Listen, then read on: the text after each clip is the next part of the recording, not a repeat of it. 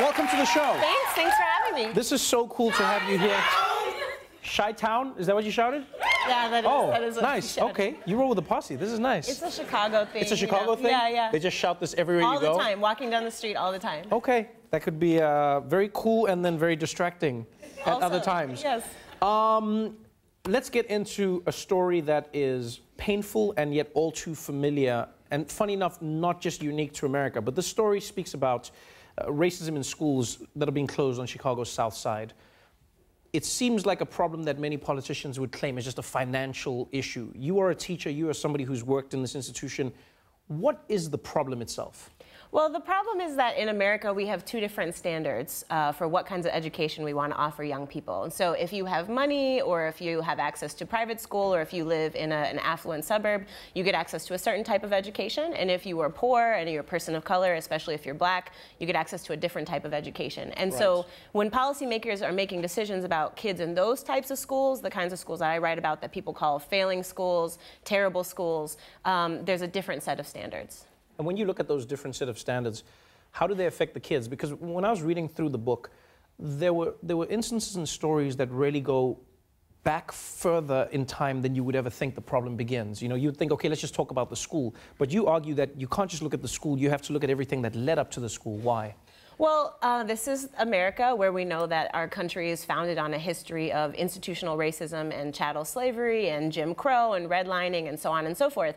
And it may seem strange to bring those things up when you're talking about a set of school closures that happened in 2013. But basically, the argument I'm trying to make in the book is that in order for us to understand the way schools operate now, we have to understand that history. And it's not that long ago. Right. And so I wrote a book that's about 2013, but it begins in 1916 by talking about the Great Migration and how black people came to Chicago. And I think that that's something that's not just about Chicago, that's about the country we live in, and that in most places, if you look at the history of how the city or the town got to be the way it is, there's racism in the mix. Spoiler alert, just because America. Let me ask you this. A lot of people shut down in America as soon as you bring up racism or race. As soon as you say that, people are like, oh no, here we are again with racism. To those who argue that this is less about racism and more just about money, they say, well, Eve, it's not about black or white, it's about rich or poor. How do you respond to that? Well, that's simply not true, and that's the first thing I would say. And that we actually know that segregation breaks down across racial lines, both in housing and in schools. So black people, affluent black people in this country are more likely to live in low-income black neighborhoods than they are to live alongside white affluent people. Low-income white people are more likely to live alongside white affluent people. And because that's the way housing breaks down, that has huge implications for the kind of schools that we have. Right. We also know that we don't actually save money through school closures, and so the kind of budget argument doesn't really stand up.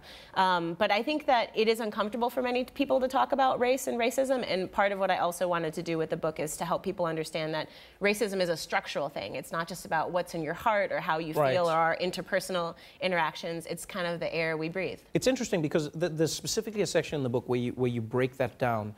And you talk about how so many people feel like the label of racism is attached to them, and they get defensive. They say, I'm not racist.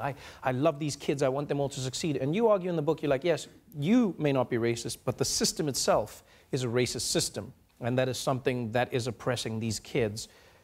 Would you argue that that is where it all begins? Because Chicago is often held up as, you know, America's child with issues as well. Look at Chicago. That's one way to put but look at what's happening in Chicago. Look at Chicago's crime. Look at Chicago this. Would you argue that it starts at the schools, or is the schools a byproduct of what Chicago is? I think it's the latter. I think that white supremacy and the history of racism in this country, I often say it's kind of like the virus, and these things are like the cold, they're like the sneeze. So these are the symptoms of a much larger issue.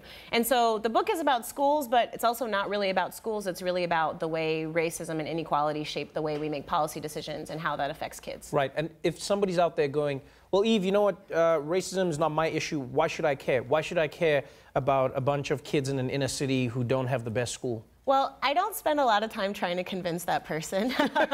And, you know, I think that there's a percentage of people, I think this goes with a lot of issues we have in our country. There's a percentage of people that are reasonable, thoughtful, kind people who lack information. Right. And those people, I invite them and welcome them to learn from the book. If you're a person that doesn't fundamentally believe that it's important to provide a high-quality education to all kids in the United States and beyond, regardless of where they come from or who they are, I recommend another book to you and wish you the best for a merry holiday season. If you are an asshole, do not read this book.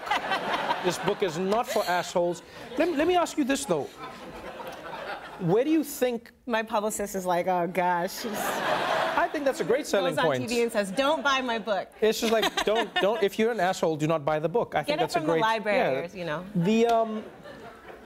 The issues that America faces around its schooling are often, you know, I guess people often point to funding. But where do you think people can begin? Where do you think politicians can begin? And where do you think communities can begin in rehabilitating schools and getting them to the place where there's not the failing schools? I think the first thing is to understand public schools as public goods, and that these are all of our schools, regardless of whether you have a child enrolled there or not. This is something that all of us support, and this is something that belongs to all of us, and so we have to take ownership over that. Right. And the second thing I think is we have a problem with hyper-individualism in our country, and so people like to focus on what's best for my kid, and you know, the Obama administration had a policy called Race to the Top, right? We're going to have schools compete against each other, and then the best school is going to come out on top. Right. And we're going to incentivize them to succeed, right? And you can't incentivize away poverty. You can't incentivize away struggle. And these are the things that kids are coming to school with. And these are the things that public educators face every day. And so I think that if we start seeing those as collective problems and stop focusing on, you know, the special kids that make it out and things like that, but ensuring that every kid has access to a high quality education, that's something we have the means to do. We just don't have a lot of interest or political will to do it. Well, I'm hoping the people who do have the interest and the political will read this book. Thank you so much for being on the show. Thanks, I appreciate you. Ghosts in the Schoolyard and issue 1 of Ironheart are available now. Issue 2 of Ironheart will be available in January. Remember, if you're an asshole, do not read this book. Ewing, everybody.